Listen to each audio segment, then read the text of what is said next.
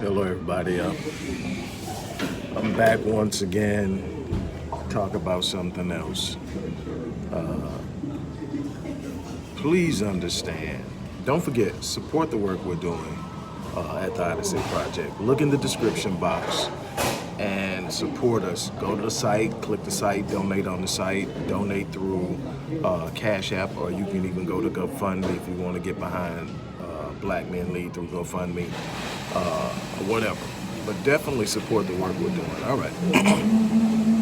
I made it clear that no one was off limits when it came down to standing in defense of Kobe Bryant and his legacy. It's not because I believe Kobe is perfect. We know for a fact that he cheated on his wife at least once, and I believe it came up again. But I'm not sure about that, but I know for at least once he cheated on his wife. My issue is the disrespect of certain people who are obviously a part of a specific establishment that are lining up to mar this man's legacy and how he is remembered. Anybody that was alive and over the age of 10 when this happened remembers it. Everybody has since then watched this kid grow up, finish a 20-year career, never ever once be accused again or before of this. One thing I can tell you as a behavioral specialist is that rapists are not really dealing with sex as much as it is power. It's not about the sex. Sex is simply an instrument to exhibit this power. Oh yeah, Normadine, I'm getting to it. To power. So one thing with those type of people is there's a pattern. It doesn't happen just once. It is a consistent pattern of behavior. Look at the R. Kellys, look at the Harvey Weinsteins, look at the Bill Cosbys, and there are patterns. You can want to stand with them, and I'm not telling you who to stand with and not to stand with and whatever. But what I'm saying is when you see someone who is actually guilty of it, it's not one time, it's a pattern because it comes from somewhere other than just a sexual encounter. Also, you have to look at the information that has come out about people who have released information that was actually a part of the pre-trial hearing where the case was dismissed, where it shows that when they started having sex in the room, first of all, she had bragged to her friend that she was sure she was going to get his attention. Second of all, she snuck in the room through a back door so no one would see her come in. None of that in and of itself says that there wasn't a rape. That's not what I'm saying, but I'm giving you all of the facts. Okay, here's where it gets interesting, and this was brought out in court, and it was not challenged by the prosecution. In fact, the prosecution conceded that when sex started, they started, and this is a little graphic, so if you don't want to hear this part, put your hands over your ears, and if you read lips, turn the other way. But when they started having sex over a chair where she's leaning over a chair with her hands in the seat, she said that it became painful and she asked him to stop. Now, guess this. And he stopped. Okay, first of all, who gets raped with their hands in a chair over a chair? I mean, yeah, at gunpoint, you could probably say it happens, but no gunpoint. I'm absolutely saying no, and he's taking it with me with my hand over a chair. And then when I tell him it hurts, he stops. And I tell him to hurt, and I ask him to stop, he stops. And that's just part of it. Let's not forget, she was found to have 2 or 3 other men's DNA in her at the same time. So somewhere along that day, she had sex with other people as well. Okay. So that's that part of it. But here's the biggest part. We live in a country where you are presumed innocent until proven guilty. Not assumed guilty, not accused, not allegations brought against you, but it literally has been in a court of law proven that you were guilty of the crime. Now, here's the thing. There's no other conduct unbecoming after that point. So we're talking about 17 years ago. There's a blemish, but it was never proven to be what it was said to be. Now, it's still a blemish because he cheated on his wife. But we're supposed to be able to forgive. She forgave him. She stayed with him. They worked on their marriage. They had some beautiful kids after that. They only had one kid. They had 3 other kids after that, including little beautiful Gigi, who was his ace and hangout buddy. He obviously worked on being a husband. He obviously worked on being a father. And he became an unbelievable basketball player and legend in that fact. You know, whether he's a hero or not, that's up to everybody depending on what it is they're trying to do. Hello, Hotep Thomas. Look, here's what I'm saying. Charles Barkley is beyond suspect. He sold out a long time ago. I mean, everything about Charles Barkley says he's establishment. He has never, ever truly stood up and did anything positive in bold. He'll say some things every now and then that'll register, and, you know, whatever. He'll make a couple of statements, but overall, he has always toed the line of the white establishment.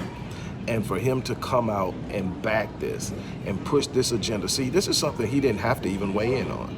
This is something that he could have let time and history handle. But he felt the need to. Why? Because he's a part of the establishment. They're part of the establishment that keeps him paid, and money coming in. Is that and the thing is, what I'm interested in being that they are on the same set. You know, with Shaq being so devastated by Kobe's death, and you know, and everything like that, and the fact that they had healed their relationship. I wonder how Shaq is going to feel about Charles coming out at him like that, you know. But my thing is, this is it. I've told you before, I don't come after my people personally until I determine that they are agents, that they are race traders, that they don't have the best interest of the collective at heart. Then I no longer consider them my people.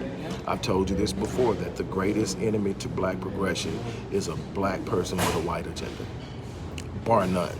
And so when I see this, I see him along with a bunch of others who sit up and recognize the established as the table they eat from and will do the establishment's bidding. And they are the most dangerous kind. Charles Barkley is a coward, because if you haven't said it to the man, don't say it after he's dead. Yeah, I saw that they're going after Rick James after death. You know, that's the thing now.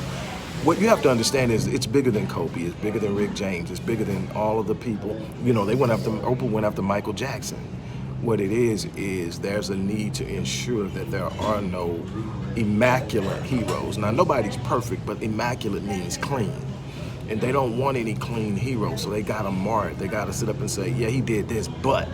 See, they want an asterisk by every black man's name that has the ability to impact lives, that has a legacy following them. And what we have to do is call a spade a spade. What we have to do is be willing to sit up and say exactly what needs to be said without hesitation. We need to call these cowards like Charles Barkley, Stephen A. Smith, and others. And as much as I love the tips that Steve Harvey gives as far as success, because they're on point, and I agree with them, and I share them, and I give him credit, he's done it as well. It's about the establishment that they eat from. Nobody's willing to sit up and put where they eat from at risk. It takes a very special person to sit up and say, hey, I'm gonna call this spade a spade, because it is what it is, and I'm gonna let the chips fall where it may. And those are the kind of people that you know you can depend on. Those are the kind of people you know you can trust. They're few and far in between, because we've been conditioned and taught that we need the system, that if we're gonna have it, the white man is gonna give it to us. So what we're gonna do is we're gonna sit up and we're not going to tick off the white man. We're not gonna tick off the status quo. We're not gonna tick off the Jews in power. We're not gonna tick off any of those people. Why? Because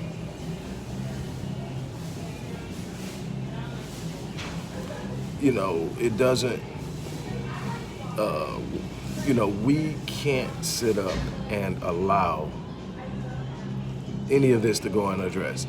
It's not even about Kobe at this point. Yes, I think you need to be respectful. The man has just been laid to rest. His family is still grieving. It is still new. I don't even think it's been a month yet. And here we are, you know, with people still going at him and backdooring it. My thing is You cannot sit up and push this. Now, if he had went through a case, you know, okay, when Bill Cosby dies, because he was convicted, it's going to be hard to argue that that's not a part of his legacy. I still don't believe it should be argued at the point of his death. I don't do my enemies that way. Well, I definitely wouldn't do one of my brothers or sisters that way. Matter of fact, I'm going to go to bat for him. I'm like, this is not the time nor the place. Let history speak for it. Let history speak for what they've done. Have they done enough that you can sit up and say, okay, I have to take this into consideration, but they still, you know, showed up? Or does what they did totally dismiss who they were, their genius? That's going to be left up to history to decide whether it stands the test of time. What you shouldn't do is sit up, try to put such an imprint on it that you weigh the scales by the way you're presenting it and covering it and putting it out there. They know the power of media. They know exactly how media influences and how people will literally listen to media and establish their opinions. We have a responsibility to sit up and call a spade, to call them cowards, especially that fat coward, a coward. Don't say nothing about a man you couldn't say to his face while he was alive. Don't say nothing about a man who has passed away that you couldn't say to him in his face while he was alive.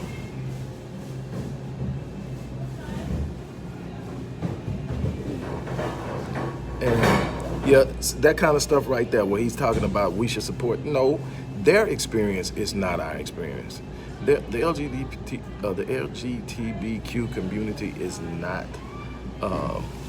synonymous or similar to what we've been through.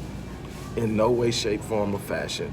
The fact that they're trying to paint that image is, again, a way of marginalizing what we've been through and heightening the sense of what they've been through and trying to compare the two. There is no comparison to chattel slavery in nothing nobody's been through, not even the Jewish Holocaust. And that's something that we've got to be aware of, and that's something that we've got to be bold enough to speak on. That's something that we need to stand together on. The problem is we don't stand together. We sit up and we scatter, we fold back.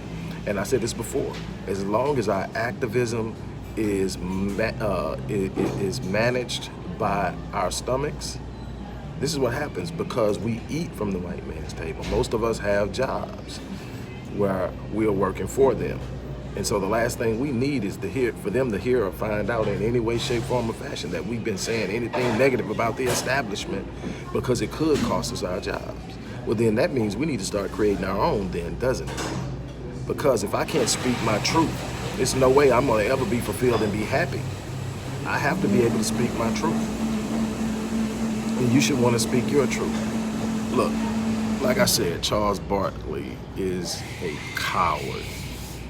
To come after dude, you know, weeks after his death, when he can't defend himself, and again try to scourge up something that was never proven, and then turn around and use that to mar the man's legacy. People are determined already how they want to remember him. Let it ride.